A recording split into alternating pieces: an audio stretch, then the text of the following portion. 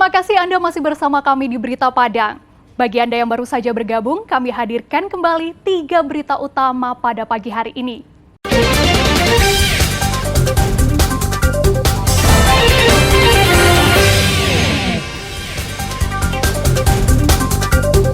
Seekor ternak di Kabupaten Agam mati diterkam harimau.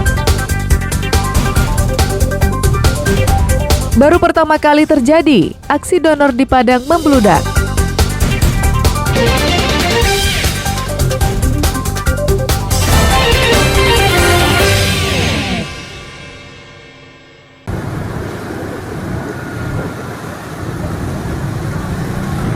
Sejumlah polisi menggelar razia cipta kondisi di Kota Padang pada Minggu dini hari. Petugas dengan menggunakan sepeda motor menyisir lokasi yang dianggap rawan balap liar dan tawuran, seperti di Jalan Khatib Sulaiman, daerah Lapai, Siteba, dan Padang Selatan.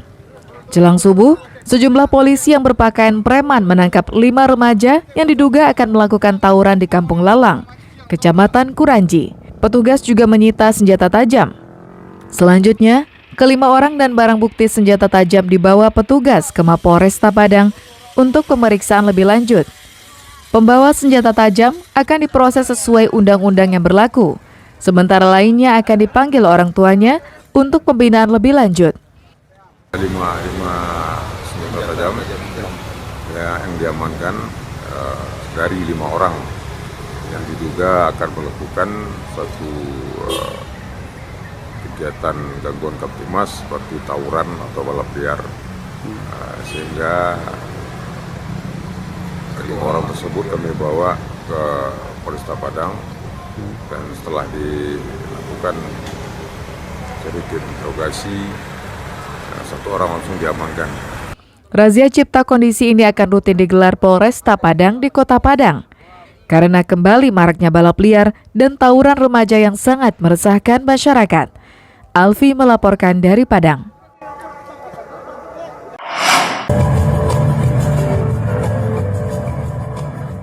Iwan Samurai, atlet binaraga andalan Sumatera Barat, resmi hengkang ke Jawa Timur. Hal ini dilakukan karena tidak adanya perhatian pemerintah Sumatera Barat terhadap nasib para atlet berprestasi. Surat pengajuan pindah kontingen telah diajukannya sejak 5 April 2022 lalu dan baru dijawab oleh KONI Sumbar pekan lalu. Dengan kepindahan tersebut, Iwan Samurai tidak lagi mewakili Sumatera Barat pada PON Medan dan Aceh 2024 mendatang. Iwan mengaku alasan keluar dari kontingen Sumatera Barat karena tidak adanya perhatian pemerintah provinsi terhadap nasib para atlet. Pemerintah hanya memberi janji-janji, namun tidak ada realisasinya. Ditambah lagi, kisruh kepengurusan KONI Sumatera Barat yang berlarut-larut hingga saat ini menyebabkan persiapan atlet terbengkalai.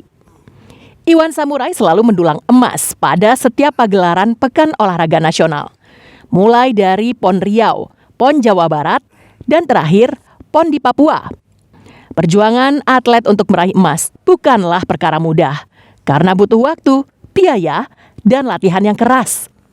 Setiap mengikuti PON, ia menggadaikan harta bendanya untuk membeli suplemen serta keperluan lainnya guna meraih prestasi untuk Sumatera Barat.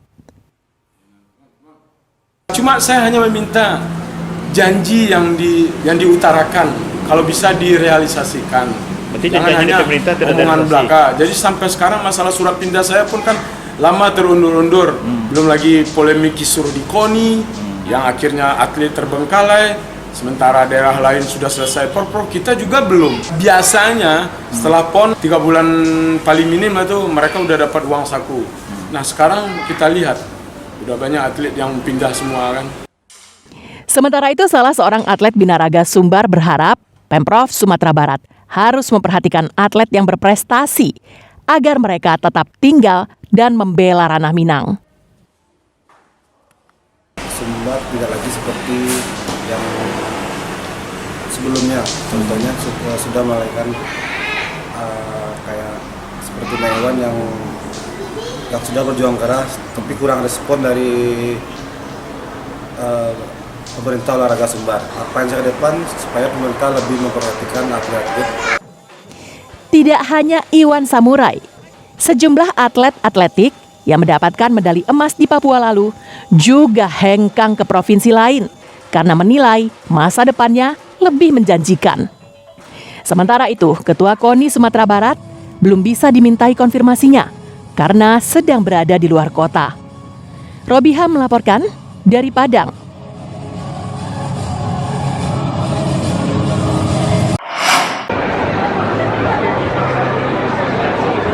Hampir 1.000 orang mengantre di gedung olahraga Himpunan Cinta Teman Kampung Pondok, kawasan Pecinan, Kota Padang.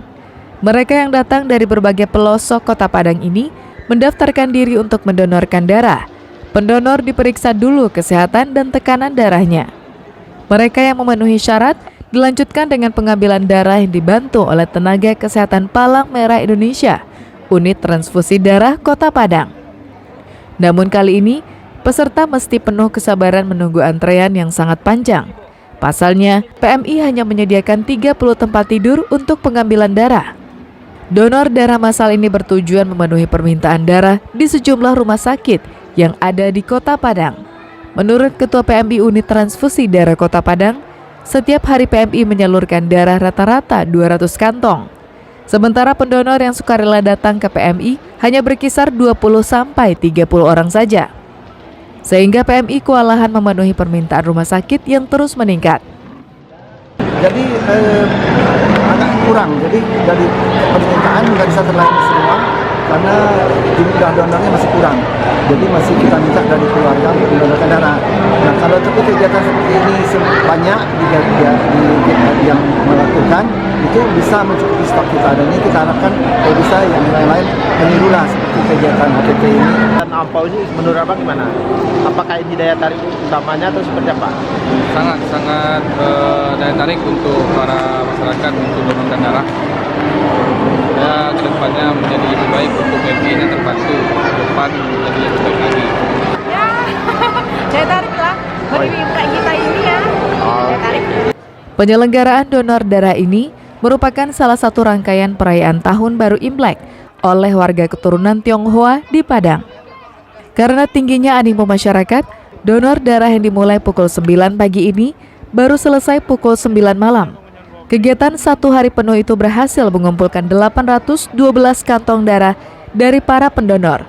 Arsyad Kusnadi melaporkan dari Padang.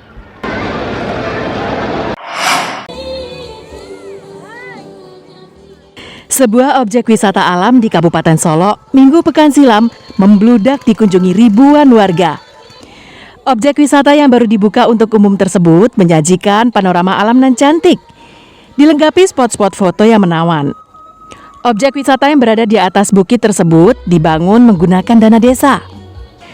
Untuk sampai di objek wisata yang ada di Nagari Talang Babungo, Kecamatan Hiliran Gumanti, Kabupaten Solo ini, pengunjung harus mendaki bukit dengan berjalan kaki, sekitar 10 menit dari tempat parkir kendaraan. Jalannya pun masih berupa jalan tanah. Penat menempuh jalan tanjakan, terbayarkan setelah tiba di objek wisata yang diberi nama Pincuran Putih ini. Objek wisata ini berada di Bukit Jorong Kayu Bajanggui, Nagari Talang Babungo. Ada sejumlah spot untuk berfoto dari atas ini, dengan latar belakang panorama yang cantik. Warga pun rela antre agar bisa berfoto. Karena berada di atas bukit, udara di kawasan ini juga sejuk, sehingga membuat pengunjung berlama-lama di tempat ini. Ada juga pincuran atau telaga tempat anak-anak bermain. Tempatnya bagus, luar biasa. Pemandangannya juga bagus sekali. Udaranya sejuk. Habis itu banyak spot-spot foto yang menarik sekali. Objek wisata Pincuran Putih ini dibangun menggunakan anggaran dana desa sebesar 350 juta rupiah dengan melibatkan masyarakat banyak. Objek wisata ini menjadi unit usaha dari badan usaha milik Nagari yang akan memberikan pemasukan bagi pemerintahan Nagari. Pengembangan ke depan kita ingin jadikan kawasan geowisata ini sebagai kawasan inti dari One Jorong One Destination program Nagari Talang Babungo. Sehingga nanti kita akan bikin di sini ada glen campingnya, ada kotek-kotek, ada juga glen camping ground, jadi akan kita sediakan semuanya sehingga betul-betul masyarakat merasa nyaman dan kawasan wisata ini betul-betul menjadi kawasan yang berkelanjutan dan betul-betul dikunjungi. Objek wisata Pincuran Putih ini dibuka oleh Wakil Gubernur Sumatera Barat karena dinilai sudah layak untuk dikunjungi warga. Namun sejumlah infrastruktur seperti jalan akses menuju lokasi masih perlu pembenahan. Wakil Gubernur menjanjikan bantuan pengembangan.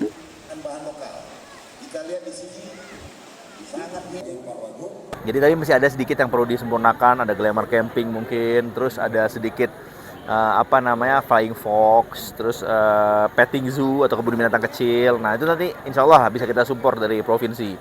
Nah tapi artinya apa, ketika Pak Wali ini udah bergerak dengan seluruh masyarakat udah bergerak duluan, orang pasti akan lebih mengapresiasi dibanding yang belum punya konsep, belum punya apa tapi terus meminta. Nah kalau kayak ini udah berbuat duluan, tapi insya Allah kita viralkan bersama ya. Nagari Talang Babungo berjarak sekitar 75 km dari Kota Padang atau 2,5 jam perjalanan dengan mobil pribadi.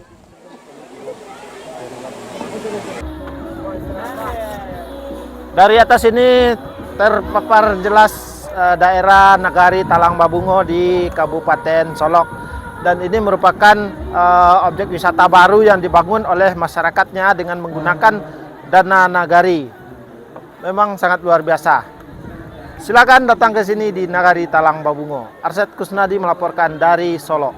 Saudara, informasi tadi sekaligus menutup berita Padang pagi ini. Saya Frin Meriana beserta tim redaksi yang bertugas mengucapkan terima kasih. Sampai jumpa.